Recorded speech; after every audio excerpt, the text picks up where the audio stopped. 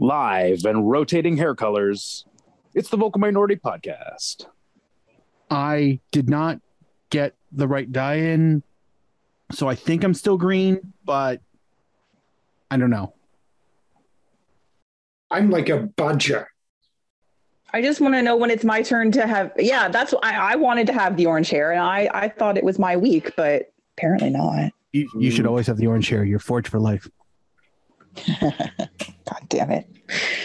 I mean, I want purple hair. Sucker, you said it. I heard it. My hair isn't black and white stripes, it's black and white hoops, people. That's what my hair is. Hoops, not stripes. Queen's Park. Gotcha.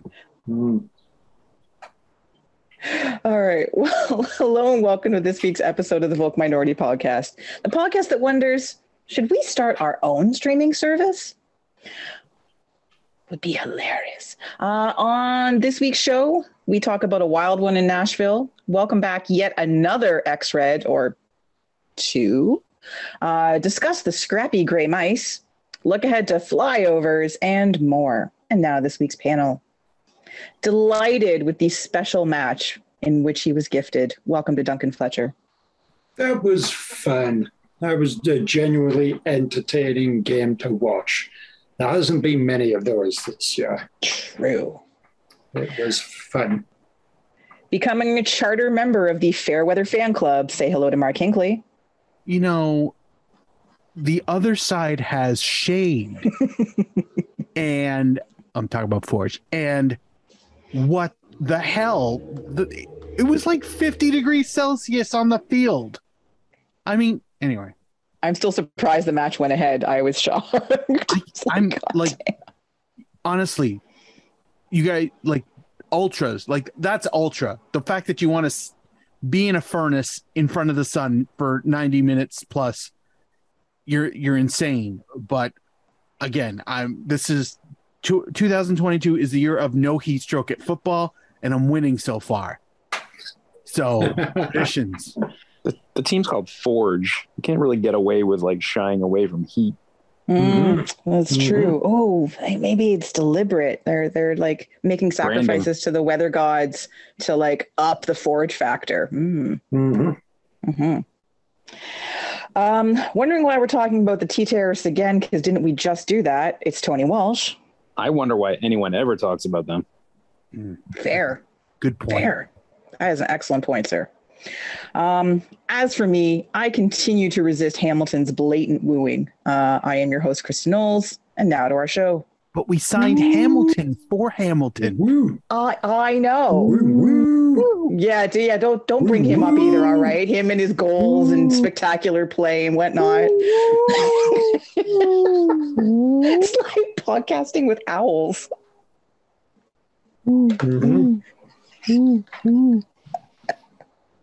Oh no, what have I done?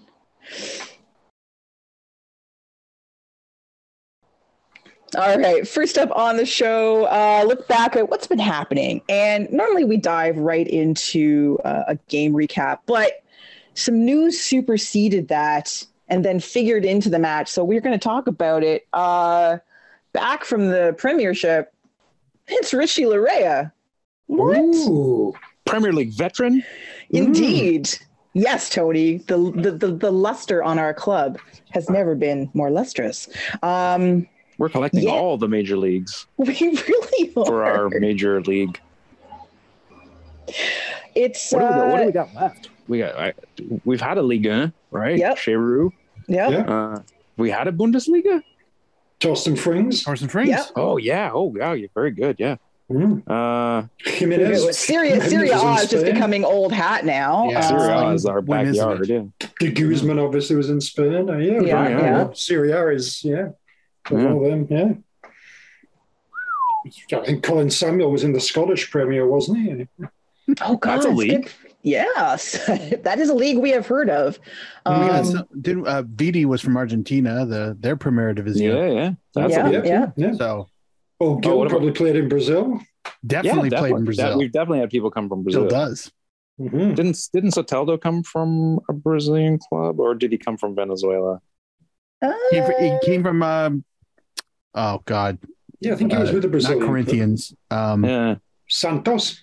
Maybe it was Santos? Yeah, that was it, or was that where he CFC? went to? Gremio. You just Anyway. wanted to say Gremio. Yeah, pretty much. Yeah, that's good shout. Never feed them after midnight. No. But yeah, so like this is something, pretty much ever since he left and got so little playing time. And obviously the appearance of TFC, the way the team was laid out and missing someone who was guaranteed to get into a fight and get a yellow card on the wing, not in other positions. But clearly we need, his impact has been missed on the pitch. And suddenly Susan. Nottingham. Oh, Nice. For some reason, after that, my brain went to Spin City, and I don't know why. Was Judd That's a good Nelson link, on though. both shows? Judd No. Nelson was on Suddenly Susan? Yeah. Yeah. He was Oh, okay. he was the was love the- interest. He was Yeah. Judd? Okay. Good. He was Cool. suddenly. Oh, wow. Yeah. Employed. Anyway, Richard LeRae is back, and Speaking it's a of good employed. thing, but it was a surprise. I honestly didn't expect it. I know that once the team got promoted, and again, he didn't play very much last season. A lot of chatter was like, "Oh, bring him home," and I was like, "Yeah, he's not going to come back." And then suddenly, like within the space of 10 hours, it went from rumor to fact, and he was here. It was crazy. 8 of those hours he was stuck in Pearson waiting for his baggage. But yeah, like, I don't know. Did you guys, any of you actually think that this was really going to happen, or at least happen this soon? I don't know. I was surprised. I didn't know if he was going to come back here when he went for us last season, and they were aiming towards getting promoted. I did kind of wonder if he would have the mustard in their eyes to go up with them. So I'm not shocked that he's on loan anywhere. Coming back here, maybe a bit, just based on positioning and stuff. I don't know. Not tremendous. Definitely not a shock that he's out on loan. But here, it's easy. I don't know. From Forest's point of view, I'm not sure where they would see the advantage other than minutes and him wanting to get ready for the World Cup. I don't see what they would see as what he could learn more from being back in MLS. Like if they've got a view of him being part of their team going forward, you'd think that maybe they would want to have him loaned out in the championship or something where he'd get minutes, but I don't know. That's the only- I would have. Yeah, go ahead, Mac. Play it off. I was just gonna say, I think it's just a minutes thing. I think if he wants to be picked for Qatar, he needs to be playing regularly, and I don't know if that was necessarily a guarantee at Forest with him going up. As far as him playing in Toronto necessarily, that is kind of a shock. Not to say that he shouldn't be here or he should be playing somewhere else, but it was just of all the teams he came back and okay, like fuck it, we need him. He showed that in about 5 minutes. Yeah.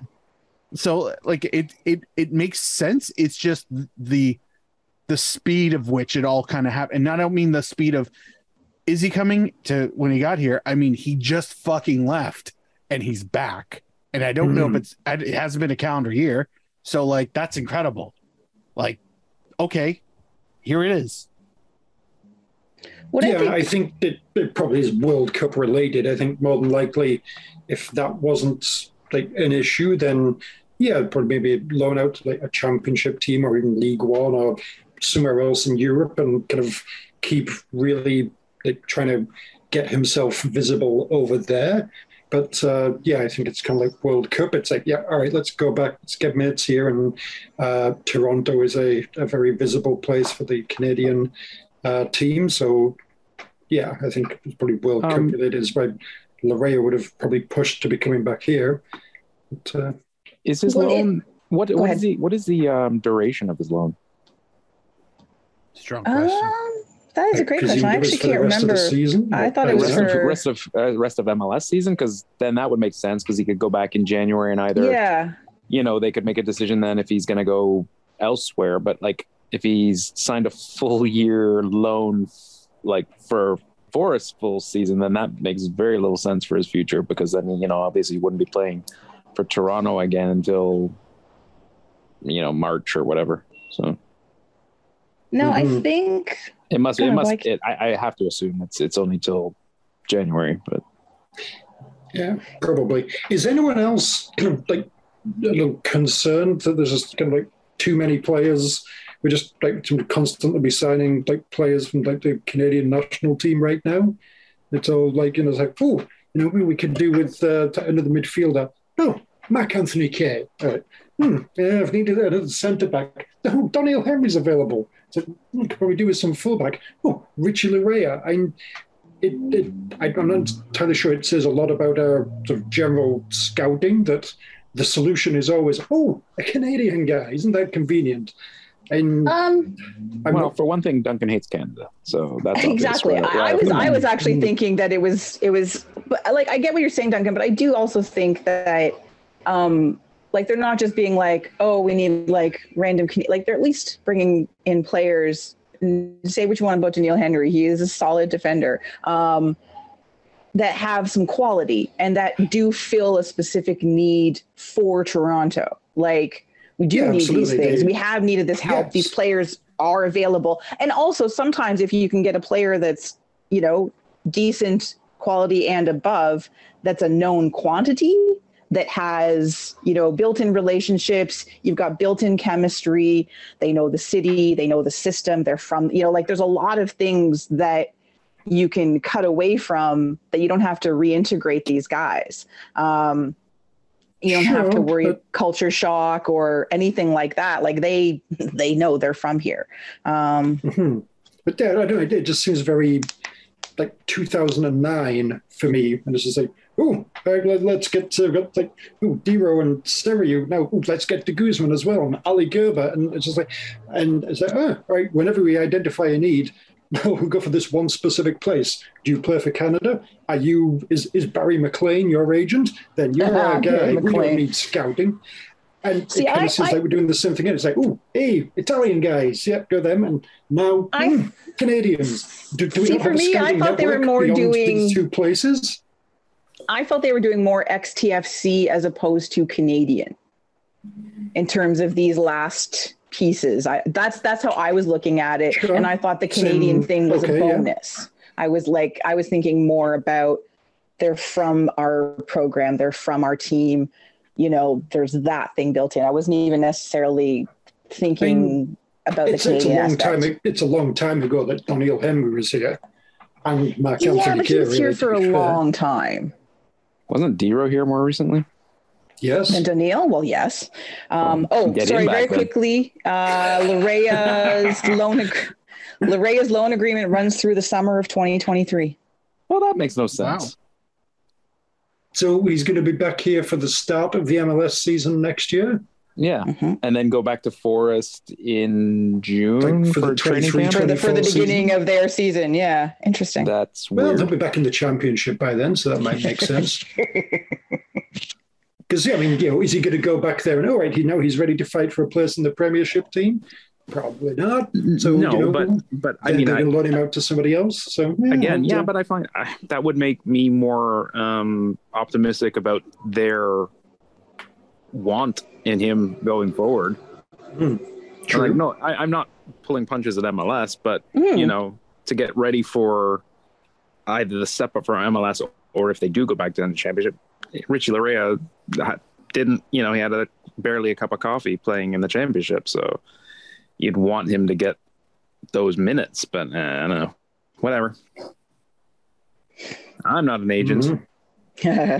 I'm still shocked that Judd Nelson is 62 years old. Yeah, right. I know. I always forget how old he is. Yeah, it's wild, isn't it? All right. Well, so Tom Larea and we, Mark, you mentioned his immediate impact on the match. And the one thing, of course, that we have to mention, Richie Larea. Richie Larea makes shit happen. Richie, like we were talking, we keep calling the match a Duncan Fletcher special because, defensive shit show entertaining goal fest, right? Which it was. There's lots to like about this match. I'm not really complaining. But we did see a Larea special. Oh, yeah. Got a yellow card, shocking no one. He got an assist. For fucking nothing. As I say, I'm just going to stand here and harass the guy that's going to take a penalty. That's your yellow card. It's not like some kind of smart tactical foul or anything. It just Did talking you shit to somebody. use the phrase smart tactical foul and Richie Larea? Come on now. Yeah. I'm saying, that there are some yellow cards that you kind of look at and think, that's a good yellow card to take. That, yes. And this is that's a really fucking dumb yellow card. Well, that's a special talent of Richie Larea's is to get dumb yellow cards. How about progress? Because he didn't try to take out anybody's muscle. That is true. That is true. Maybe he might have been tired though. Yeah, that's fine. It was a hot day. He just needs to check that box. Did I do some shithousery? Yeah, that'll do.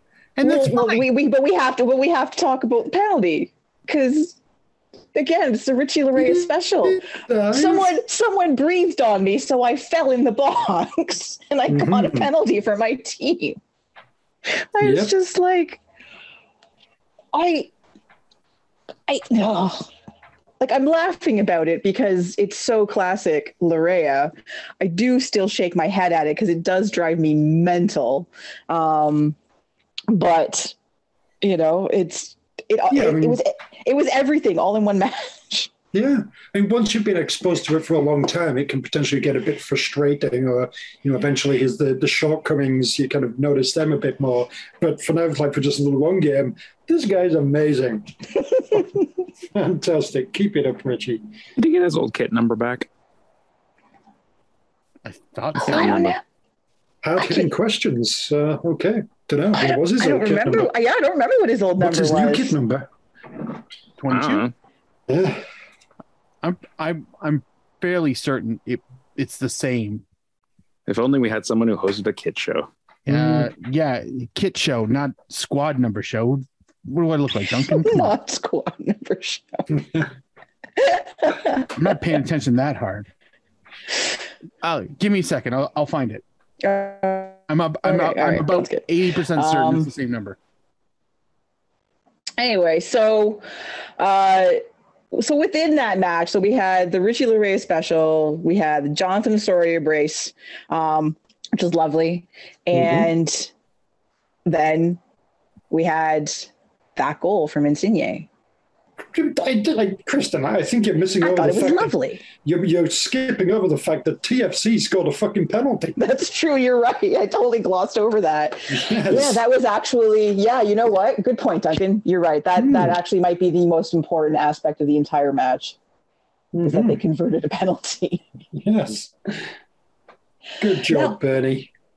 Good old Bernie. He's so reliable. Confirmed. Now, he wore 22 before he left, and I believe he wears 22 right now. So back to you, Kristin. Thank you, Mark. I shrugged and you couldn't see it. I'm just like, I guess that's what I do. Solid reporting. That was a good turnaround time too. That was excellent. I knew where to look. But just about the penalty very quickly, because I just saw a brief mention of it and I meant to go searching and then I forgot. Did I see that Jimenez was trying to take the penalty and then it was a little not as fraught with tension and anger as the Defoe old Gill free kick moment, but I thought I saw something on Twitter about Jimenez had wanted to take the penalty and Bernie was like, no, I will be doing this. Yeah, I saw something about that. I don't think I was watching exactly at that moment, but probably something along those lines happened. And it's like, yeah, sit down, Jesus. No. Poor Jesus, man. He just wants to score. It's not like he's done it often, really, is it? So exactly. He's just trying to get back up on that not the Mount. cross. Yes, there we go. I was like, what is the least sacrilegious thing I could say here? This is why the show employs 2 lapsed Catholics. Exactly. You're welcome, everything. So well done by Bernie, and then yes, Larry gets his goal, and that was a delightful goal. Like, for your first goal, if you want to sort of try and dispel some concerns that may have been starting to crop up a little bit on the interwebs about why you pay so much money for this guy. That's one way to do it. What font do you use for that? The dude bro font. I think it's definitely that SpongeBob SquarePants. So capital, not capital, capital, not capital, right, yeah. capital, not capital font. Yeah, mixed case. I think that's what it's called. Is that there's an actual word for that? Oh, okay. There's a word for every font, Duncan. Yeah. Update, corrections department. He wore 19 Oh. the other day. He wore 19 against Nashville. So apparently 19. Schaffelberg He took is still fucking assigned Chuck Barrett's 22. number? That's Yeah. Duncan's job to sing that song, Kristin. Well, he was slacking. I had to jump in. So anyway, I wanted to confirm against the highlight package that's on MLS.com.soccer.com. So he wears 19. Schaffelberg still, I guess, holds 22 because I don't know rules. I don't know. Right. I don't know what have you confirmed Schaffelberg's number with Nashville? Is it 22? No, but he's assigned 22 to TFC. Yeah. Gotcha. Guess you got to put the squad numbers in at a certain time, and they can't change it. Right. Yeah, I mean, what if like some kid out there has got himself a Schaffelberg 22 kit, like not just like 2 weeks ago. Now all of a sudden there's fucking Larea 22? That would ruin it. I mean, I'm sure plenty of those. I mean, I imagine there's thousands of those kids at BMO Field on any given day saying Schaffelberg 22, right? Yeah. You're going to piss those people off? They're your hardcore. You don't want to. Yeah, it's true. It's true. I don't think I'll have any more kit number interruptions. Why? They're great. I enjoy them. We've done better work. No, I think you should randomly throw in some classic kit numbers from back in the day. They're great segues. I feel like we need bumper music if we're going to do this. Start playing 2 Unlimiteds. Are you ready for this? Yeah.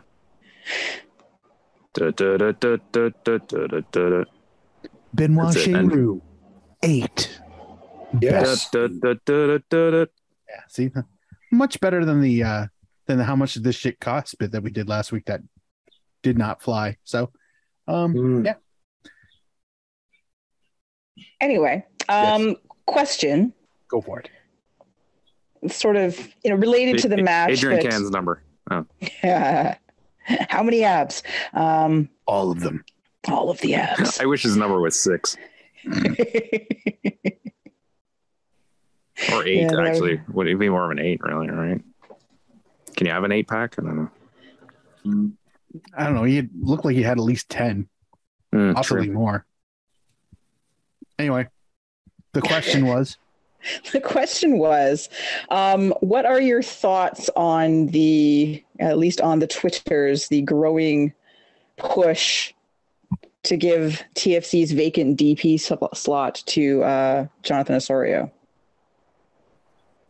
Why pay the cow when you get the milk for free? Or at a lesser rate. I do love the idea that, a homegrown became a designated player just for that narrative, but no, this team, and this isn't a slight at Oso. I hope he never leaves. I hope he retires red and they build a statue of him out at gate 3. Like I want that for him. He deserves it. It's just such a tremendous story. That being said, this is a team that is struggling to make anything that resembles a postseason. And if you can fill that with something else, I don't know if giving him a raise and taking up a very valuable slot, strategically speaking, is a good idea. If there was no cap and there was no designated player spot, fuck yeah, give him a raise. But that's not how this works because, billionaires. So here we are. It's a nice sentiment. I like the idea, and absolutely, and great, deserving local guy. And we've talked before that, a local guy who's reached his success level with his hometown team in any other sport would be a really much bigger deal in the city, probably.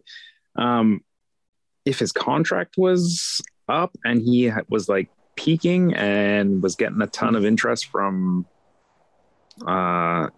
bigger fish in the football world, then maybe, you dangle that. I don't know why, other than the nice factor, why you would.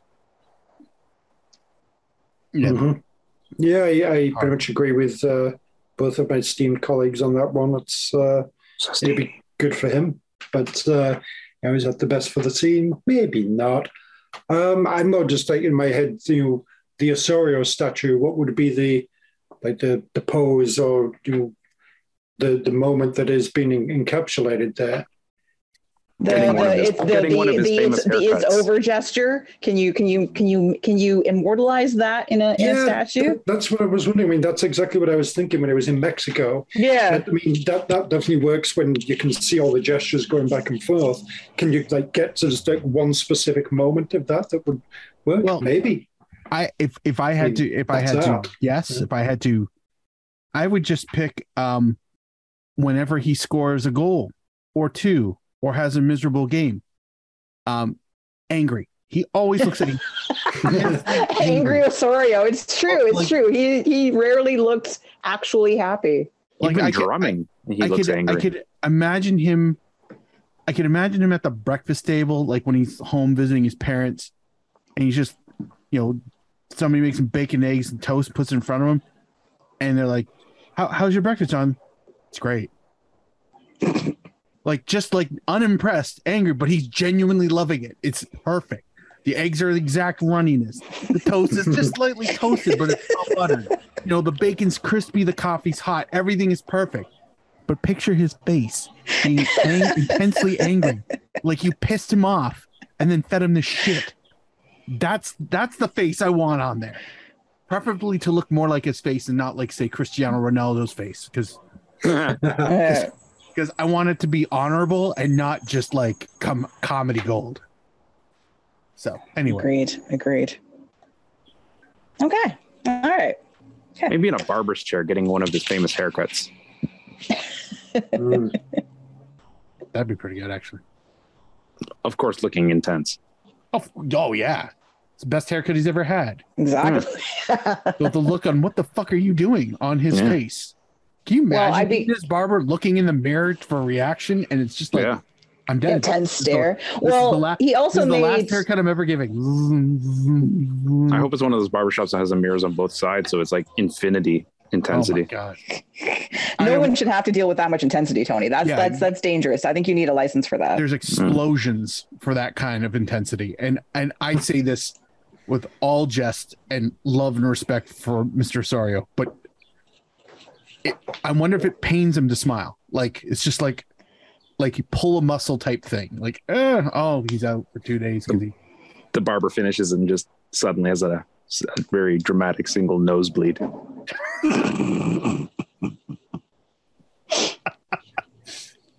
Oh dear God. But speaking of Mr. Intensity, he did make MLS Team of the Week based off of that performance. Wow. Brought to you by Monday. I feel like I believe it's brought to you by AT&T. Isn't everything on MLS's website AT&T? I feel like Duncan's reaction is close to the face he made when he found out. Wow.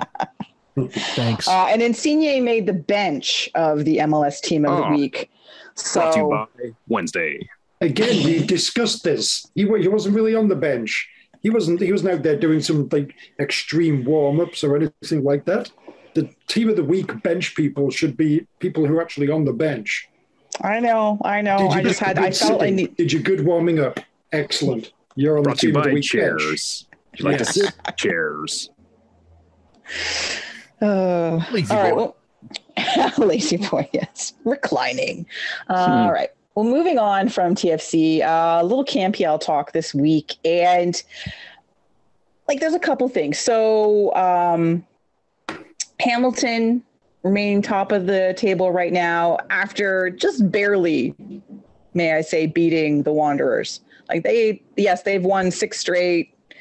For the record, Kristin, for the record, by the third minute, it wasn't 12,000 degrees. By the third minute, it was an onslaught. It just so happens that was the only goal that was scored.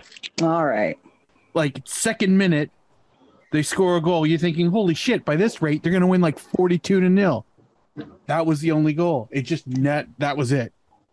I think it's because they all fried and died a little inside. Probably, yes. Blue Tabla having a time with the Atleti. Brace with a win over the poor Eddies.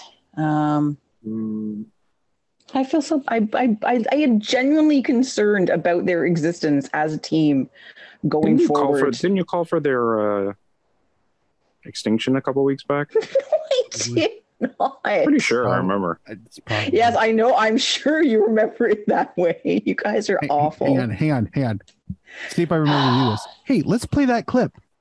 This is Kristin, and I think they should move Edmonton to Peterborough so all my favorite teams can play against one another, such as Pacific FC and especially Forge FC. Again, this is Kristin. Yep. See, did you hear that? It was right there. I'm going to probably forget to deserve to exist. Those rabbits need to be exterminated like they're in Australia in the 50s or something. I should find a clip from like 5 episodes ago, completely out of like it's not even, we weren't even talking about CanPL, and just throw in like 5 seconds of it. It's like, gotcha. You know. Oh, I'm fully expecting it now. So I don't know if I want to do that though. That's work. Fair. I might be saved by your desire to not do work. We'll see. Yeah. The West Edmonton Mall's overrated. Mm-hmm. Well, I would totally say that. So that's not a dig. Ouch. Anyway, but name another mall with a roller coaster, Kristin. Mall of America? I don't know. Oh, Kristin is pro-American mall, anti-Canadian mall. Yep. Yeah, that's one of my hallmarks. Yeah, You are in the pocket of big JC Penney. Their pockets are so comfy though. And I assume those are some kind of dungarees. So you can fit so many Werthers in those pockets. That's how big the main reason I wanted to talk about CanPL results this week just a shit on Edmonton is the Grey Mice are on a bit of a tear. They have won 2 games in a row, 2-0, clean sheets, scoring goals. One of them, were they both at home or was one actually on the road? Anyway, they beat the Pony Boys, which well done. I know, it's delightful. And then they beat the YU guys, and it's great. They are slowly chipping their way up the table. They are within striking distance of the top 4. They're just hovering. They're just on the edge of that. At what point do you call them the Mighty Mice? Do they have to be top 3 or no? Top 4. I think I feel like that's halfway through the league. You can't be mighty. All right, fine. Then top 3. They're 6 points out of 3rd. We will call them the Grey Mice, but we'll put a little bit more respect on it. Capital G, Grey Mice. Yes. The greyest of mice. There we go. That's good. That's very regal. Yeah. They have a positive goal differential now. Like, wow. Grey Mice. Oh, beautiful. All the things are happening. Anyway, it was just kind of a nice and surprising thing to see. 2 decisive back-to-back wins. They've been, again, slowly scoring goals, slowly playing decent football. And it would be nice, like it's nice to have whatever Atleti up in the upper echelons and stuff, but it would be nice to have another team that isn't normally near the top of the league to be in the top of the league. Yeah, freaking Hamilton, Calgary. Victoria-ish. Yeah. Fuck those guys. Am I right, Kristin? Oh yeah, what? You're running out of teams to list, Dunk. I mean, everybody else has got their proper name in it. That's not lost on me. I mean, there's only 8. How many are you gonna name? Goddamn, top 8 of this league. I think there's really only been 2 and a bit successful teams. Yes. If you're looking like continuously historically successful, obviously. Yes, Victoria won a championship, but they're the Leicester City of KMPL so far. Yeah, exactly. Yeah. Hey. It was nice, but it's never Who are you going to hating? happen again. Fine, Kristin, I all guess of your that's- teams have won a championship. Let it go. Yeah, pick a new one. Who's this year? Wanderers. Hey, You're kind of No, fond of Wanderers. I'm waiting for a Quebec team to come in, or for Electric City to make it to CanPL. Which, considering all the shit that keeps happening with the club, I don't know if that's ever going to happen. You're not into Windsor Essex? No, I got over them pretty fast. Anyway, go you Grey Mice. It's very exciting. It's just delightful. All right. Well, let's move ahead to some stuff we're talking about. And we have to start with the most exciting thing in global football, of course. That is the start of the EPL season. Dun, dun, dun. At least that's how I figured the reaction is of many people, because this is the only legitimate football is English football. And I'm not directing that at anybody on this podcast, because I'm not. Yeah, just in case anyone thought I was. They invented Premier Leagues in the 90s. Exactly. Yes. Anyway. Nothing existed before that. Nope. Nope. Not a thing. Nope. And if you ever want to make Duncan really angry, just act like that is true.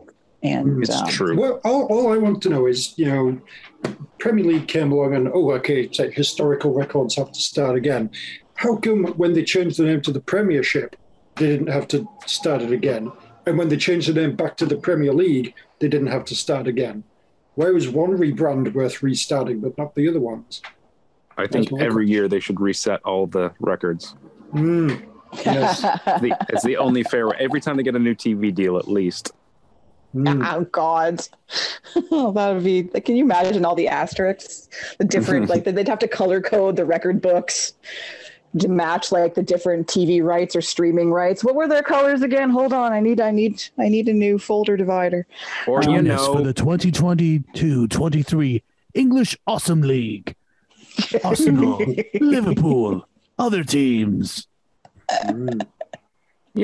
Or people could just read a book.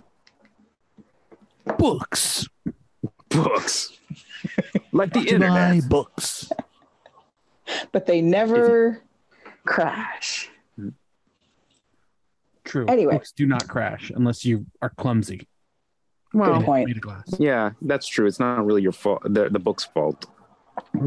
Exactly. That's more user error. I've read books from the library, and all of a sudden you're going through and there's a page missing. Okay. So, shit happens. It does. Books aren't infallible. Were the Fubo outages widespread? Well, this is what I want to discuss. So, we want to talk about we're bringing up the EPL meeting, but really want to talk about the new overlord of this league, and also for One Soccer, which is hilarious. Anyway, get Fubo. So Fubo is the new streaming service for the Premier League. For everything else, Canada. Yeah, exactly. You have to stick with DAZN if you want to watch Championship and below. Because I keep getting notifications on my phone, because I currently still have a DAZN account somehow. I don't know, my dad's still and Champions League. And Champions League. And all the European club championships still there for now. But if you want to watch CanPL and the Premier League and some other There's But other wait, stuff. There's what if I TV want to watch shows too. But what if I want to watch Weird. Bundesliga? Sportsnet. Whatever was on beIN Sports. Apparently that's on Fubo. What did beIN Sports have? I don't know. Anything? There's like They had something. there's like Turkish league. Ooh, Dutch I like league. that there's a channel. I like that there's a channel just for Benfica on there. Yes. Anyway, so Fubo, at least on Saturday, for many people, myself included, had problem after problem, crash after crash. Like I actually gave up watching because I could not get any match, not just the Spurs match, which was the one I was trying to watch, and I missed every single goal. It was fantastic, Kristin. That was scored in that game. Every single goal I missed because it crashed. I'll tell you all about it in text. Oh, I really appreciate that. So I would go to a different match. I'll be like, all right, fine. I'll watch Bournemouth or I'll watch Leeds. And I would watch for a little while. And then that one would crash. I was cycling through the different matches. That was always my experience with DAZN. Me too. But, I've never had it like this. I watched the entire Leeds game without any issue. I actually found. Go ahead. Yeah. No, I was going to say I found Fubo to be for me technically far superior to my experience of DAZN last season. DAZN, I felt a couple of seasons ago was quite reliable. DAZN. Look at you, Tony. I know it's good. It's finally worked. I know. I'm so proud. Fucking Danza, whatever you want to fucking call it, whatever. But I found last season was super buffery on there, but I found Fubo. My experience with Fubo on week one, at least, or since I got it recently, has been really quite good. Now, but that's as far as I'm going to go with that because I don't enjoy a lot of the rest of it that comes with Fubo, and I guess this is a bigger issue that maybe I'm opening a can of worms here. I really hate how there's no studio show lead in or anything, or not that I'm really like super, super into the studio shows, but it's nice to have some context of the matches. So for me, Fubo, just getting the feed of the match is just, but I think this is just an endemic of the streaming service. It's just echo chamber of your club. But yeah, I mean, yes, I watched a bunch of matches in like replay or whatever, but like I just miss that feel of that you're watching a broadcast. It's just like, but I mean, I guess some people love that. They just want to watch the match. And that's it. DAZN didn't have that aside from when they were doing. They had like the one. Whatever they called it, like we're going to have like this one thing where there's like chiming in from all of them. If you were just watching one of the minor games, there was no fucking special lead-in or anything. No, but there was some magazine shows, even if you watch them on like record that they do on a Friday and they do the Saturday one. You can watch that and watch a piece. Not quite as good as like getting to watch Match of the Day or something like that, but it was something. Fubo is just very much echo chamber. You listen, you watch literally, if you're only interested in your club, that's it. You go to YouTube and watch, fan videos of your club or whatever like that. It's just, I don't know. I'm not a massive fan. I do like the recording features pretty good. It's better highlights. Yeah. Well, I mean, it's all very. I'm going to watch highlights. I don't watch half an hour. No, I know it's very, but that's the thing. I did like that about DAZN better, that when you went to a match, you could choose watch highlights or watch full match. Mm-hmm. Yeah. After about a couple hours or whatever, and when they put the package together. So if you were the next day, you could quickly cycle through matches. Like, yeah, I found myself on Fubo going through the matches and just like fast forwarding, looking for goals and things that were standing out. But yeah, it's not the best, but from a technical point of view, my experience was good at least. But those TV channels they add to it, woof, those are pretty awful. That's weird. I was so confused. I'd rather not have that. So Jesus, that's just, yeah. Although it was pretty funny is like when I recorded the match, for some reason it records a lot after the match. It's like as soon as the match is done, now we're back into extreme fighting. Like, okay, cool. Elite. I'm like, wow, that's a lot of Ink Master shows. How many of them are there? I know, yeah. It's like, oh, here's the Fubo movie channels. Like, wow, that is those are the movies that you see on YouTube. Yeah, very popular movies. No, Fubo. No, they're not. No, they are not. How many bars need to be rescued? Really? Is that still on? Oh my God, of course that's on here. Right. Yeah, yes, of course, because it's Paramount. Jesus Lord. That's terrifying. I think they should, obviously, they need to put some of these tattoo artists in these bars and fix the problem. Synergy. Yeah.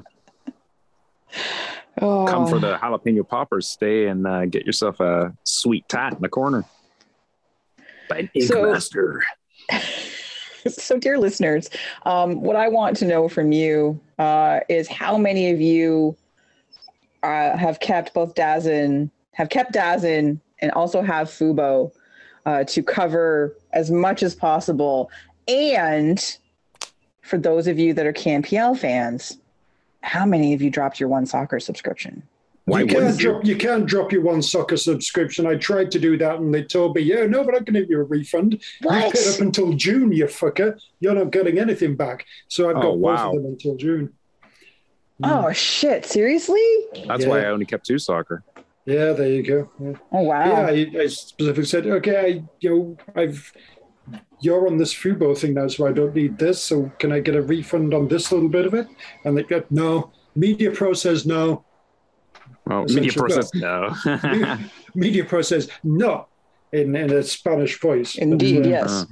Yeah, there. I enjoy One Soccer showing up on the Fubo. It feels like I'm stealing it, even though I'm not. Yeah, it kind of does.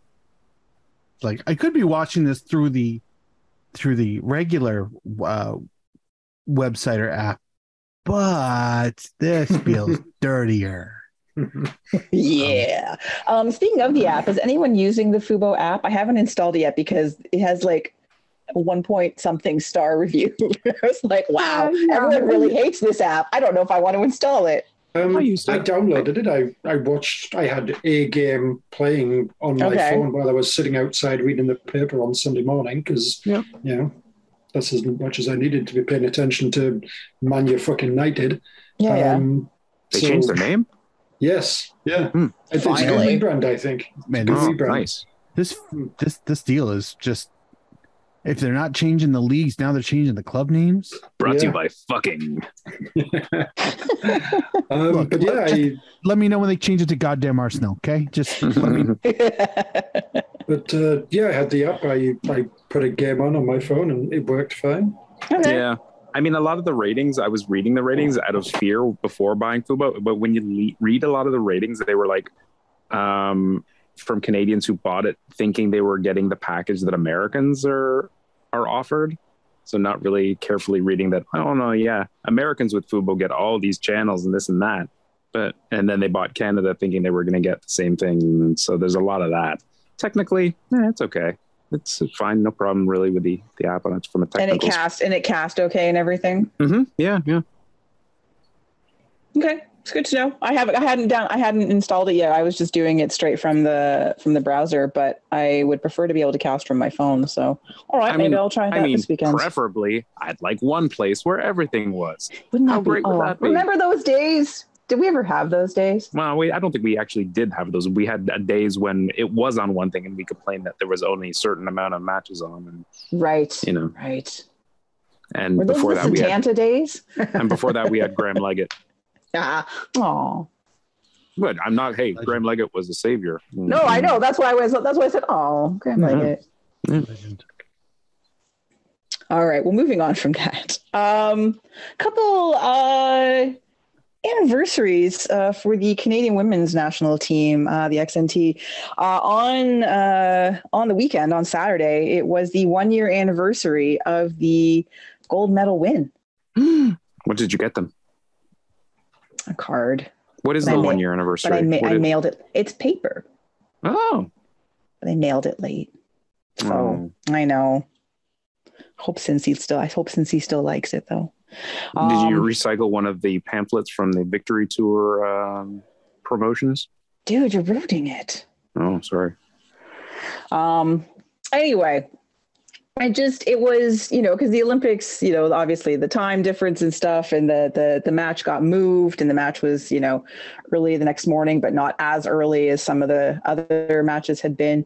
But I was just curious as to what everyone's memory of that match was, or where were you when it happened? Were you watching? Did you get a chance to watch live? Did you have to go to work? Like, I was luckily not working yet, so I was able to watch it. I was down at Cafe Diplomatico with a bunch of Voyageurs watching it outside. You fucking hipster. Yep. Mm-hmm. It was the only place we could find last minute that would host us. So, props to them for coming in early and opening just for us, which we appreciated a great deal because we had to relocate. Anyway, continue. I was at home. I had to do an exam for a course that I was doing, so I missed it live, and just But now you're a proctologist. Hooray for recording, and I was able to watch it afterwards. Nice. Yeah, good times. I was working from home, so I was, working, quote unquote. Yeah, I would have been working from home and I remember distinctly being out of the office part of the apartment and into the living room of the apartment to watch the penalty kicks, quietly losing my shit because penalty kicks are they're evil and they are soul crushing. And they suck. Even when they win, it still kind of sucks because you went through that garbage. But I could not fucking believe it. I still cannot fucking believe it. And I watched it. So yeah, that was a great moment. Well, what was awesome was that because I have, if you have Google Photos, it pops up with like photo memories and stuff at you. And when I got up on Saturday, it has this little notification. And so was pictures from watching it. And the first picture that popped up was the one I had of Julia Grosso, with that intent look on her face right before she took her shot. And I was like, oh yeah, I remember this. This was great. So that was the very first thing that I saw on my phone on Saturday morning when the photo notification came up. So it was kind of like it was a very cool memory because she just, talk about like she and Oso could have an intensity off. You know what I mean? Like the laser focus on her face. It was great. What a fun day that was. And then today it's been fun watching the players, mostly, especially Diana Matheson and Kaylin Kyle, tweeting and sharing pictures and video of the bronze medal winning goal, DMAS goal, Kyle getting out of the way and stuff like that. So today's the anniversary of that. 10 years. Holy crap. It's been 10 years. So lots of like good feelings and good memories and stuff. But a year later, still like not even like baby rumblings of anything happening in terms of getting some sort of proper professional league or franchise from NWSL or anything. And it's so they put together a coast to coast victory tour, Kristin. What more? I know. What more did I want? You're right. I should just take what I have been given and like it. You're right, Duncan. Taste the victory. Yes. But, we talk about this off and on, and I don't mean for this to be a very long discussion, so I should probably not even ask the question, but I'm going to do it anyway. Next segment. Oh. Just, do you think it will, with the continued success of the women's team, hopefully World Cup coming up next year? Do you think, is it ever going to change as other countries are clearly, having watched, just watching the quality from the Women's Euro and seeing just such good football. And, you know, packed stadiums, and they all have leagues and well-supported leagues. And yes, and that has taken time, but at least they exist, and the time has been put in, and the money has been put in. And we're sitting over here with crickets, you know, just like, we have one of the top teams in the world that is not supported at all and not funded at all in that manner, and what the difference could be and should be, especially in comparison to, and it's just frustrating. And I want it to change. I think the stars have to align a little bit, and the fact that they didn't align. Stars? No, I was going to say, and the fact that they didn't align quickly enough after the Olympic win is a bit alarming. Like, it all comes down to someone thinking they can make money off the league, right? Obviously. So it's just got to be that moment that whoever, you know, takes up the mantle of running this potential league sees that money making spin. And I don't know, sometimes it's out of sight, out of mind. If it's too far away from the latest, you know, like them winning the Olympics, a really big moment, sometimes you lose that momentum a bit. Hopefully not, but you know, even it's maybe a silly comparison, but you know, TFC on the backs of, you know, getting the stadium because of the World Cup, the under 21 World Cup that was in Toronto and all that stuff, and well, among other cities, but you know, that kind of thing just snowballed, and it needs. I feel that it's going to need something like that, and the fact that it didn't happen quickly after. But I mean, of course, COVID and everything kind of made things weird, and made a lot of people maybe a little more hesitant to take these economic leaps. But I don't know. It's hard to predict, really. I'm going to be not sunshine and rainbows, and I don't think it's going to happen. And part of the reason why is because I feel like in some of anybody who's kind of pushing for it from a, shall we say, a high level, somebody's going to say, you know, why isn't there a women's league? We need a women's league to develop players. And one of the clever fucking responses you're going to get is, well, we just won a gold medal. What more can we do? Everything's fine. Look, everything is fine. We won a gold medal at the Olympics. Like, that's a logic. Without any support whatsoever. Yeah. That's a logic point, though. Like, look, we don't have to put any more into this. We can win a gold medal at an Olympics. Like, yeah. That's insane. We all know that's insane. That's completely stupid.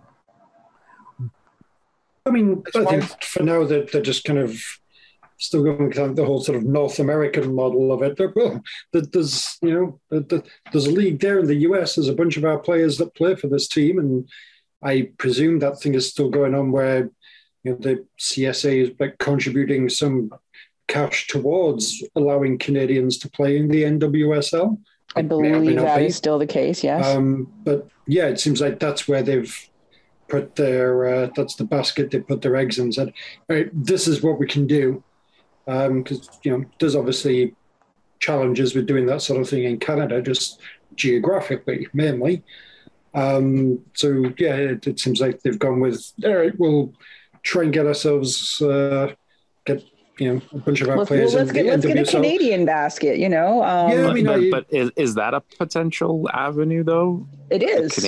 Canadian clubs in NWSL, is that, like, I know that's not I exactly think that's what more people likely. are looking. Yeah, it seems like that.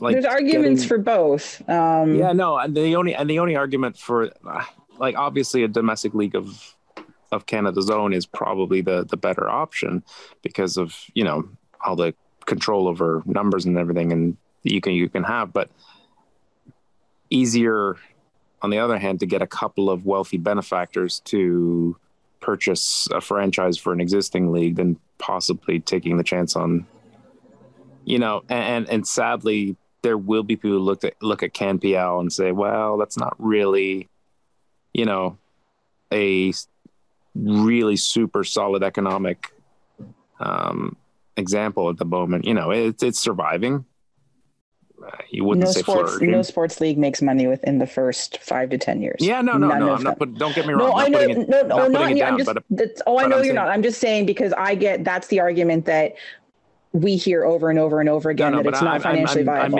I'm making the Scrooge McDuck like argument. Like, why would I put my money in? Not from the benefit of the actual league. I'm talking about like a millionaire who says, well, that doesn't look like it's going to make me money. But, that Toronto FC there, that looks like that makes money playing in the American League, so maybe that's a more likely avenue. I mean, and, say what you will. I don't like continuously comparing men's leagues, but I mean, TFC, Vancouver, and Montreal, their successes paved the way for probably fertile ground for CanPL. Yeah, for sure. I think those teams being in MLS had a huge impact on just the general overall sporting for like the Canadian national teams, and then a little bit like for the CPL. Absolutely, I think. Maybe it is that's a baby step needs to be done here as well. Let's get some NWSL teams, and that's popular, and then maybe you can get more of a women's soccer thing out of that. And it's another one of those things, as you talk about building on momentum and that sort of thing. Presumably, a lot of that would be financial momentum you're hoping for, and that's just another thing that the CSA kind of pissed away. Where all right, we'll just take this from the CSB and say, well, you've got your standard this amount of money, and then big things have happened. There's maybe extra coming in, and wow, this and this and this. Yeah, you don't get any of that now because you pissed that away, didn't you? Because you had no fucking vision of anything at all. I also feel like with the comparison of Euros versus the club game, I feel like while it's like Canada can draw 20,000 people out to see the Canadian women's national team play, if you put all of those women into, say, Edmonton, FC Edmonton women's. Don't tell Kristin that. But because she wants to get rid of them. But or Winnipeg, they're now FC Winnipeg of the NWSL. They're not going to get 20,000 a game because it's easier for people to get behind a flag and a nation than it is a club. And I mean, if all things were equal, the NWSL should be getting crowds equal to, if not exceeding, MLS, because they got 92,000 people out for a women's gold medal game back in how long ago, because it was held in the States, but that was because it was the US playing somebody. It didn't even matter. But that didn't exactly convert into 92,000 people showing up that the first weekend of NWSL. They weren't coming because they're not the U.S. national team, even though it's got one or two or maybe three or four women who play on that team. They're just the Orlando Pride. They're just the Chicago Red Stars. And that's not to diminish those clubs, but that's unfortunately a part of the, it's easier to get behind Canada than it is to get behind Toronto, than it is to get behind Vancouver. So I want this. I want a women's league so bad. I want to see our women get paid to play professionally in Canada. That's the goal. That is the goal. And not just have the 20 some odd players that are playing in the NWSL, but have maybe 60 players or 80 players or 100 players who are professionally playing and developing their game at a critical point in their careers where it's either continue in the sport or go into the real world and get a job.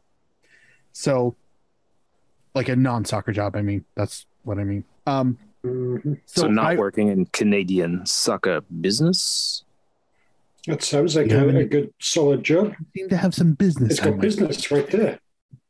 But yeah, that's I don't know where it comes from, and I would love to think that it would be if there were, and just it sucks that it has to be this or not it has to be, but it's most likely to be this, if there were women billionaires who are going to step up and invest in the game, that would be the leadership from Canadian business community who would be interested in starting this, because the men aren't fucking showing up. And I don't know. I don't know where the start is. I mean, like League One across Canada is good, but that's lunch money. That's not career money. Mm-hmm. So there needs to be that gap between League One, where you can at least cover some of your rent, and whatever they're paying in Europe or the top players in the NWSL. There needs to be somewhere in between where you can not have 6 roommates to survive. You can have an apartment. You can have a car. Like, you can just live. You can live like a human being, and your job is a professional footballer. So I don't know where those opportunities come from, but England, France, and the NWSL. But anytime they're ready. Anytime they're ready, just show up. Let's do this. I would like obviously I want there to be a proper league here. I do think, and I agree, and I've had this argument. We've talked about this, but I think, it's more likely to go that we do it like the gateway version, in which NWSL clubs in Canada are the gateway to an actual league forming. And I do think part of that needs to be the mushroom of leagues. I do think part of that needs to be the MLS clubs, TFC, Bill, can we talk? Putting Pizza. Their money where their waffling mouth is. We're totally open to having conversations about having a women's team at some point. We're considering it. You know what? Just fucking do it. That's more the ownership more than Phil Manning. I mean, yes, he could influence. He could very much. But the most, you look at the Thorns, and they're one of the most successful clubs for the NWSL. They have, they're part of the Portland family, as it were. Couple of, the other clubs have, not all of them, but, a number of the other clubs have partnerships with MLS sides in the States. So that gets them exposure, that gets them promotion, that gets them facilities, that gets them a little more cachet. There's just, and again, we've listened to TFC talk about this time, and it's been brought up and it's been asked, and they say all the nice things. Oh yeah, no, we love women's soccer and blah, blah, blah. No one does a thing about it. Now, I say this thinking, do I want the Whitecaps involved in women's soccer again? I'm like, I don't know about that. Even though they are. And, but I do think that we're more likely to get NWSL clubs that are linked to the MLS clubs. If we want to see those things happen quickly, as opposed to having to find a stadium, find a backer, find, which is almost, those are the steps to a league. And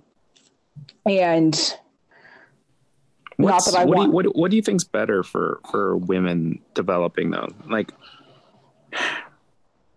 Like for there to be a Canadian league? Yeah. I mean, out of the two choices, I don't know, and say an NWSL team in Toronto with 20 to 25, spots that aren't going to all go to Canadians because it's more of a competitive league, right? Mm-hmm. I mean, that you could attract probably the players who are already in the conversation with national team and the Canadian program, while the league would be more, the next generation and developing from that, like Mark said, that kind of in between. Which one's more important? Because the Canadian players who are already in the conversation, like we said at the beginning, they're already doing well with the national level. I don't have the answer. I'm just wondering which one is more beneficial long term. Long term is to have a league in Canada. That's the beneficial thing, because those will grow. You're never going to get more than a couple, maybe. I don't see you ever seeing more than a couple NWSL franchises in Canada. And that's not enough to sustain. That's not actual development for the Canadian program, but it's a start in terms of getting exposure, getting, giving them somewhere to go that isn't necessarily overseas. But, time and again, you see interviews with the players from the XNT who talk about if only they'd had blank. And generally it means if only they'd had a place to play within Canada so that they didn't have to go the NCAA route and then probably end up, in some random league overseas when they are, which often used to happen to men's players, right? Where before, yes, all opportunities within MLS certainly grew and there's CAMPL, but we're starting to see, CAMPL isn't suddenly like the be all and end all of developing men's players, but there has been some movement already, which I think I'm surprised actually even how much movement has happened out of the CAMPL into MLS and onwards already. I wasn't expecting that for maybe, 5 years in sort of thing.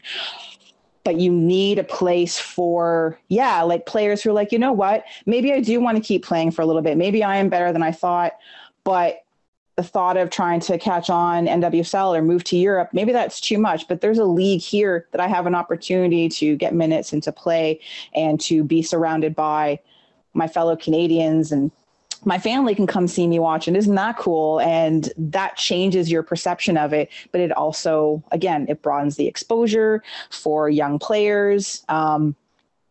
It's, you need a league, and you look at any successful country in the sport. Like I'm talking men's sides, women's sides, if you're going to be successful, you need your own league. Like that's just, it's logical, and it's what happens. And as teams, as countries get their own leagues and those leagues develop and pyramids develop and things like that, it grows and it gets better and better, and the development gets better and better, and you have more people playing, you have bigger pools to draw from, and it goes from there. And ultimately it is the best way to go, and it is really the only way to go. And I say that having already stumped for having some NWSL teams here, because it is a starting point that I think needs to happen, even though I want there to be a Canadian league. And yes, we have these little leagues, provincial ones, which is great. It's good. The new provincial tournament's going to be great. And those can be, feeder up to another league, which is what, development pyramids are all about, and what we all like and what we have all talked about and promoted and stumped for many years. So yeah, that's my thought. But you were right about one thing. You shouldn't have asked that last question. I know. All right. We got like 3 things left to talk about. We got a lot of things to talk about. Okay. MLS skills competition. The All-Star game is tonight. 3-pointer. Wow. But the thing to note is that while Insigne was supposed to be in it, he did have to withdraw due the slam dunk to competition won't be the same. a medical issue with within his family. So speculation that it has to do, I think his wife is pregnant, but anyway, so he had to stay in Toronto.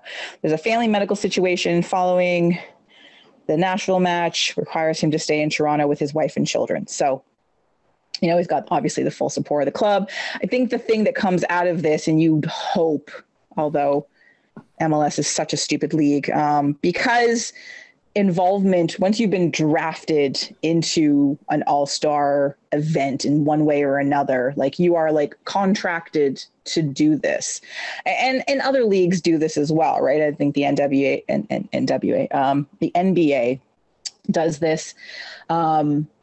Is that I love the NWA All-Star competition.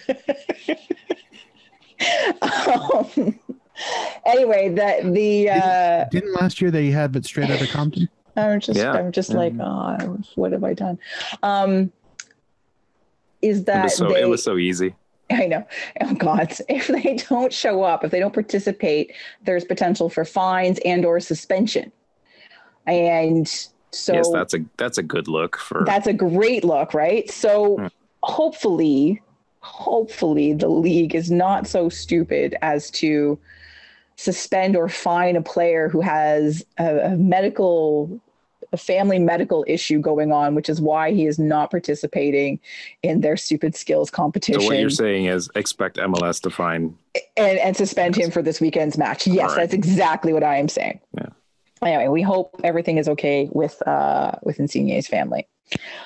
Before we look ahead to matches, we do have to talk about the latest return of an ex-Red. In what? Another one. Yeah, not to TFC this time because they only go to 2 teams these days, and that's right. Hamilton finally did it and signed Hamilton. Jordan Hamilton officially plays for Hamilton. It's so fucking meta. Wow. But what was great was that whatever that teaser video, right, that they did, what was it, like 5 seconds? Like, rarely can you look at the back of someone's head and just know who it is, but you knew that was Jordan Hamilton. Just like, that's Jordan Hamilton. You could just tell. So obviously the key to success in Campiel is find players with surnames the same as the city will pretty much have a guarantee. Mm-hmm. It's pretty good. It's just logical. Good news for Dave. For Dave HFX.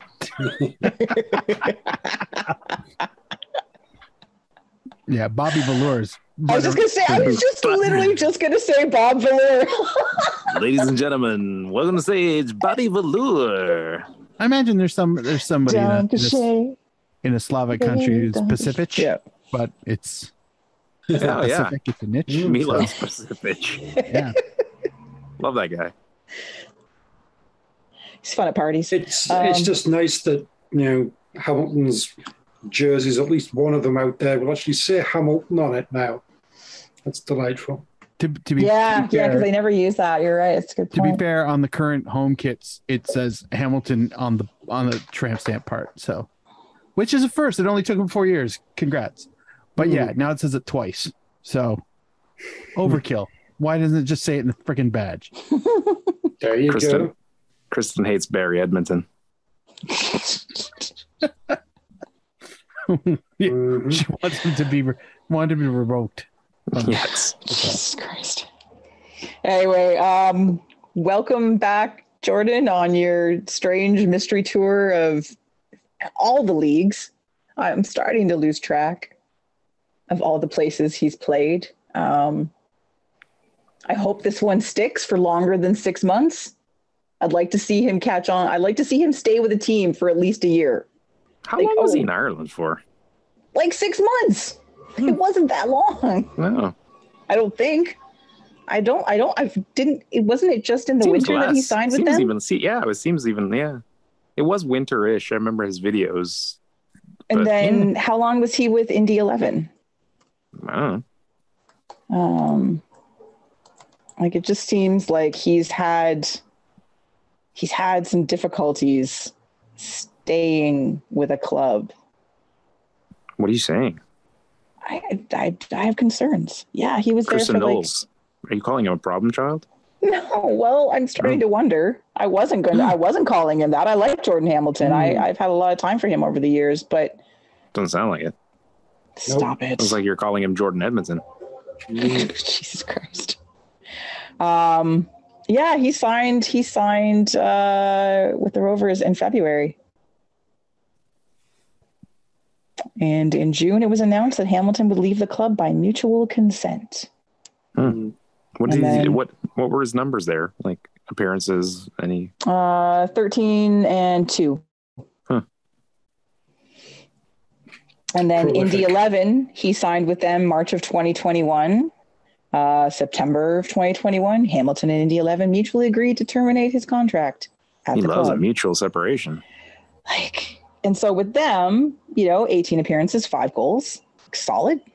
I was excited for him when he got traded to Columbus, in a sense that, he was going to at the time, a decent club, and he was like something that they needed, but he got barely any minutes there. So when he went to Indy 11, again, that seemed like a good fit, a bit of a lower level, but it's just been, so not just for the gag, but I want him to stay in Hamilton. I want him to I want to see him there at the end of next season. I would like him to do a full year somewhere for the first time in like 4 years, because it's been a while since he's been anywhere consistently, like since he left Toronto. Yeah, I would like good things for Jordan Hamilton. He's got some talent. Like, he's not an untalented player. But yeah, welcome home. Mm-hmm. For now. So does this mean? But I mean, they've already got sort of Terran Campbell, Rubens. What's his name? Rubens. What's his name? Yes. Sandwich. Yes. Pacius is what I always say, but yes, Pacius. And Borges is like a forward, is he not?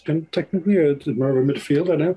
I mean, there's a lot of attacking talent there. And Emery Welshman's surely got to be out at the door soon. He's going to be like way at the back of things. Where does he?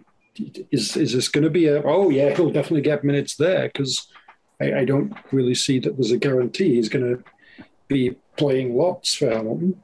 They've got a lot of options. Marcus? We're just trying to get everybody who can score a goal. I feel like that's like if you want a contract with Forge, score 5. But the Welshman thing doesn't really add up. Whatever. Yeah, I don't like. I've had my suspicions of the salary cap before. I don't care anymore because it's clear it doesn't exist or apply. So yeah, I don't.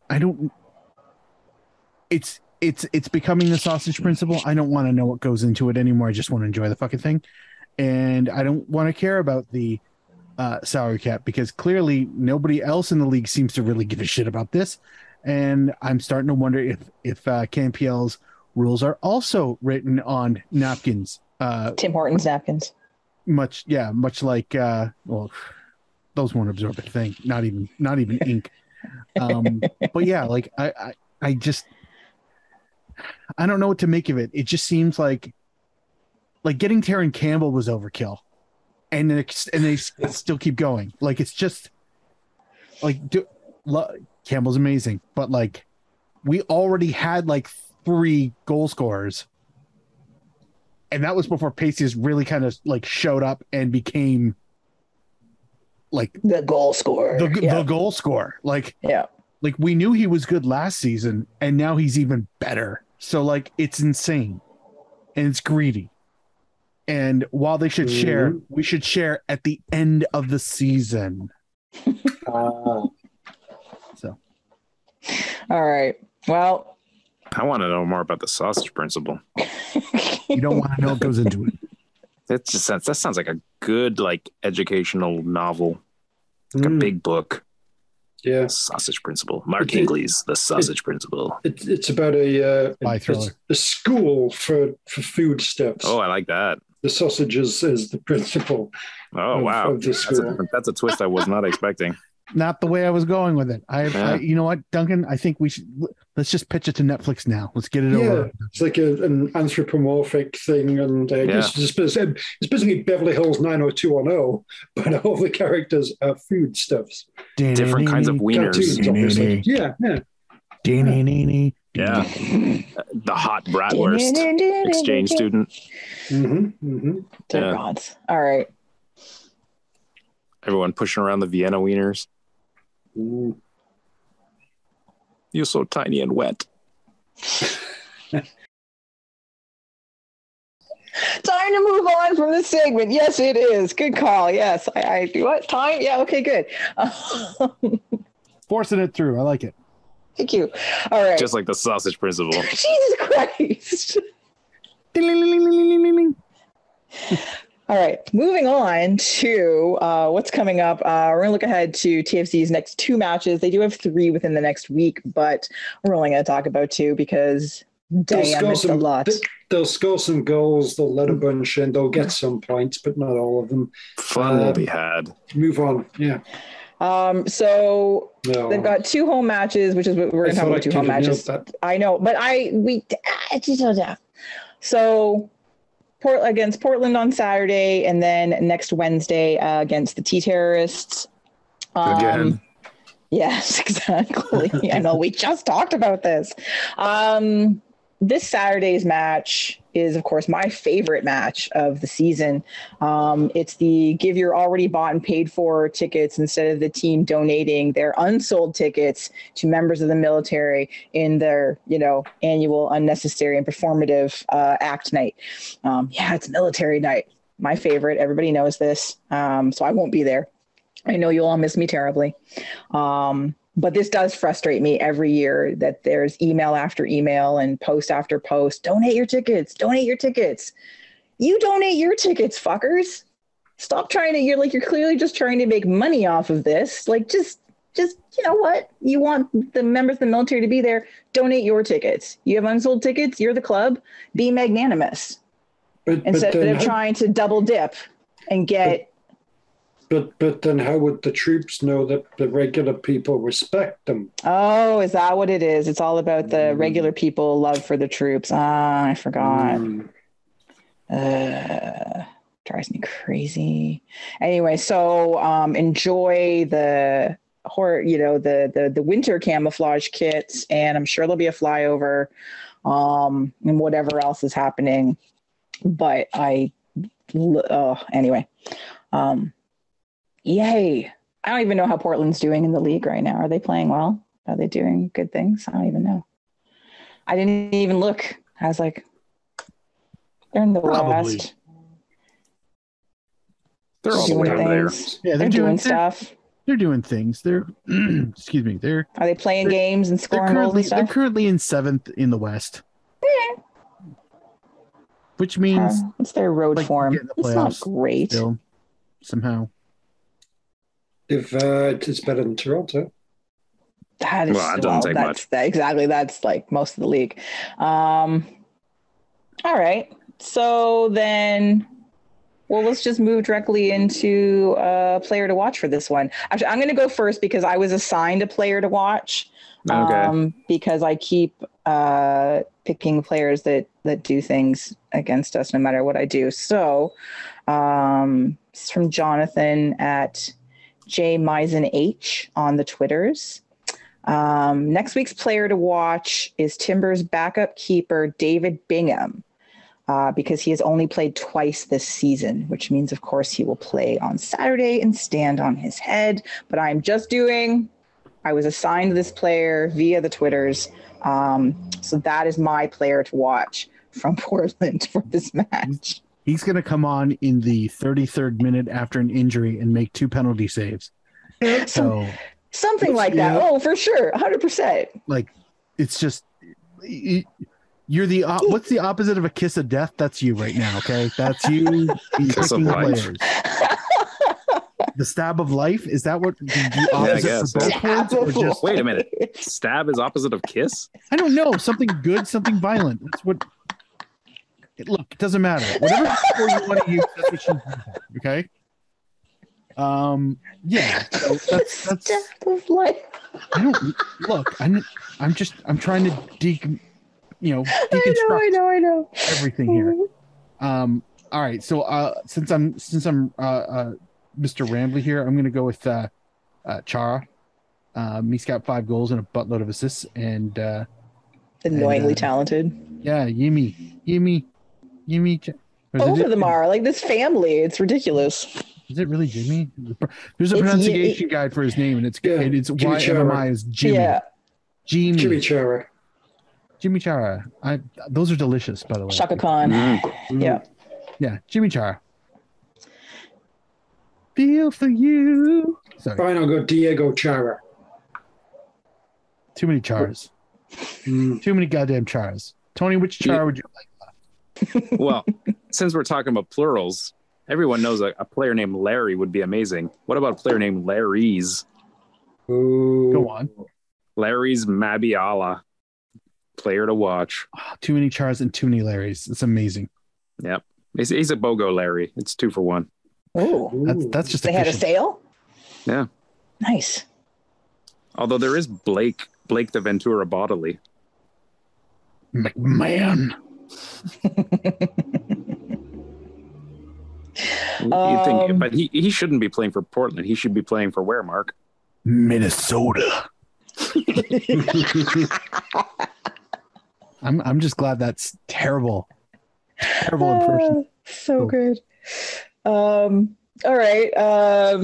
Predictions for this one. So this is at home, coming off of the Duncan special on the weekend. First match back at BMO in a couple weeks. Everyone's feeling very patriotic and all that nonsense. All the Canadians on the club are trying to explain this to everyone else from not North America. So the Italians are confused. You think Italy doesn't have an army? I don't think they honor their military at their matches. Maybe I'm wrong. Do they? I don't watch Serie A. No idea, really. Anyway, score predictions. 3-2. 4. Portland. Oh. Okay. Larry's. All the Larrys. The Italians get confused by it being military night and everything, and they're just constantly going backwards. And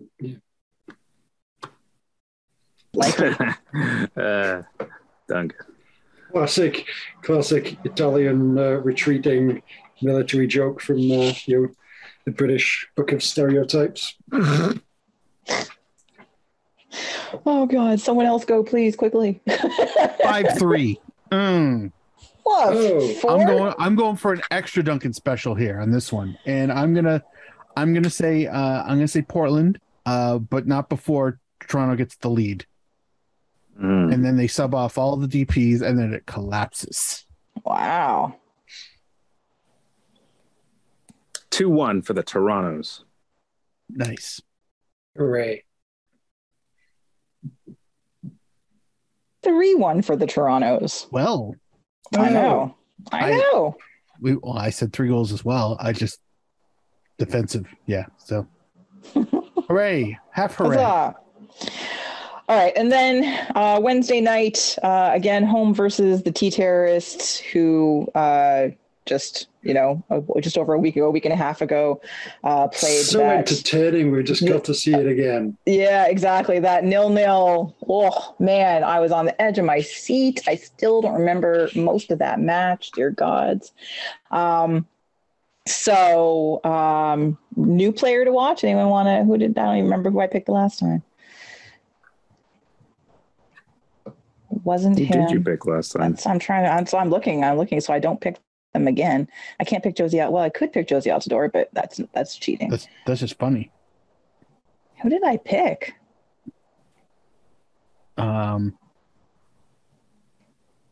Did you pick the Albanian? Chacoma Verioni or whatever his name? No, you did. Did you? Right, you did. I think I picked Gustavo Bao. Did one of you pick Traustason? The son of Trout? Yes. Probably. Oh my God! I thought somebody picked an Icelandic player. Mm-hmm. Did I pick Gil? Heel? Whatever. I don't know.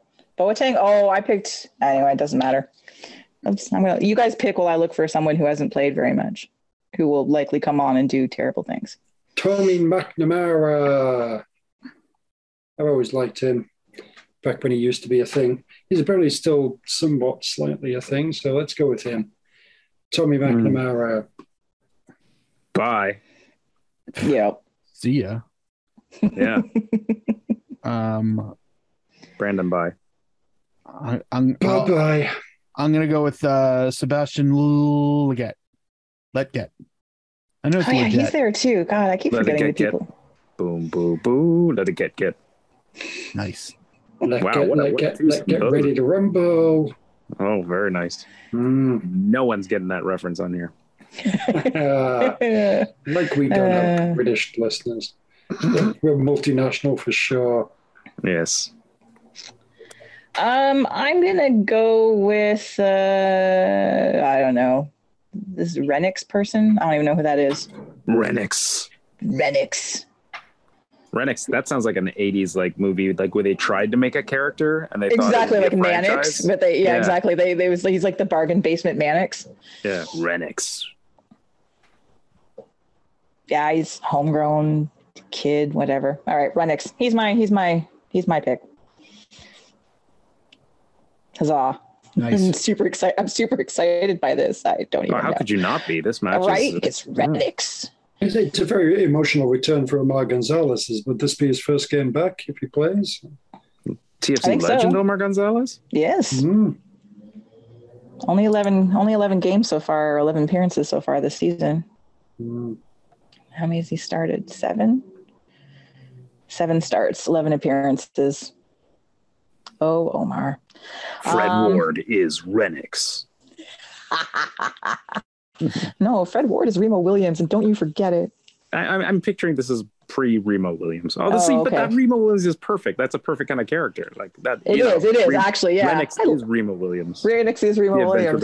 Renix, the adventure begins. I love that movie. Anyway, all right. Predictions versus the T-Terrorists on Wednesday night, knowing that they have another match on the following Saturday on the road. 3 matches 1 week. It's very probable. 0-0, Richard Larrea red card. Oh. Man. Top that, Mark. I'll let Duncan have the red card because that's more plausible than the scoreline. I'm gonna say 2-0 Toronto. Really? Yeah, I'm gonna go. Why not? Bounce back. Why not? All right. 1-1. And a Daniil Henry yellow card. Pre-match? Yes, from the bench. No, from the warm-up. Okay. And Daniil Henry, he's a guy who should be on the fucking team of the week bench. He's a very important bench player. He's out there causing shit from the bench. He contributes. He should be fucking team of the week. You should see his work near the corner flag when he's warming up. Come on. Yes. Still too funny. All right. Well, that has been our show for this week. Oh, is that all? It is all. I know. So short. Please join us next week or the week after. Anyway, please join us on our next show when we recap a whole bunch of matches, continue to make fun of the All-Star game, and see if the gray mice have become the great mice. I have been joined by the entire Vocal Minority Podcast panel, to be found out there on the Twitters at, oh my God, Duncan D. Fletcher, Mr. Duncan Fletcher. My brain just froze. I forgot your Twitter. Oh my God, it's Duncan D. Fletcher. It's so hard to remember. Jesus, I'm not on Twitter much these days. It's who knows what it could be. I forget. It's all good. Hello. Out of the Twitterverse at malarkey FC, Mr. Tony Walsh. Star of the Sausage Principle. The tweet machine at KidNerdMark with a K, not a Q, Mr. Mark Hinckley. Thank you to everybody for your continued support via Patreon. We absolutely appreciate it. We still got shirts. They're on Zazzle. You can find that shop on our website. Just look for the link. And also, I've been putting the episodes up on YouTube. So if that's a thing that you kind of want to consume it, you can listen to the podcast via YouTube. Full disclosure, there's no video. It's just a static image. But, if it listening to our show is a little bit easier, that will be there shortly after this goes live. Yes. And as for me, you could find me on the internet. Yes, the entire internet at Kids of Knowles. I've been your host, Kristin Knowles. And until next week, Canada, get used to it. That was so funny that Insigne was blonde and Bernadeschi's brunette. Yeah. It just made me laugh because I saw the interview with Bernadeschi and I was like, oh, he went brunette. And I hadn't seen Insigne until the match started. And I was like, what the fuck? Yeah, maybe I'll do that. It's kind of funny. I mean, that's just smart tactics. Confuse the opposition. Ooh, yeah. Good point. Good point. It's one of them will know. All right, the blonde Italian. I'm on him. Now all of a sudden, the blonde Italian's on the other side of the pitch. What the fuck? Learn some names, assholes. Yeah. Never mind that there's like 7 inches in height between the two of them. But hey, that's too funny. I like that. Well, at one point in time, we had, everyone, half the team was either had a shaved head or white blonde hair. They all look like the same fucking player. It was so confusing. Who is that? Is that Mike? No, it's not Michael Bradley. Is that no? That's not no. Is that no? Simon? No. No. It was just you just had to rotate through them until you happen to land on the right player. It's funny. It's probably like who's the king of Flip Cup or some shit like that. Like it's not. It's a very deliberate thing, but no, there's because they don't play Catan anymore. So No way, they're way too bro. Fucking kind of time. They're way too bro for Catan. That was a thinking man's team. This is definitely a Cards Against Humanity fist bump team. Yeah. No, but honestly, it's probably like whoever the defending champion of FIFA is. It's like you have to dye your hair blonde. Yeah. Okay. And until next week, Canada, get used to it. My computer has been about to restart, and it's been kind of ticking down. And started the show. It's like, oh, your computer's going to restart in 2 hours. It's like, are we going to make it? Apparently, we did. Hooray! Nice. Why did you only let us know about this drama now? We could have been we could have had Duncan, wasted opportunity there. Race against the clock. Race against Duncan's laptop. This is like the plot of Renix.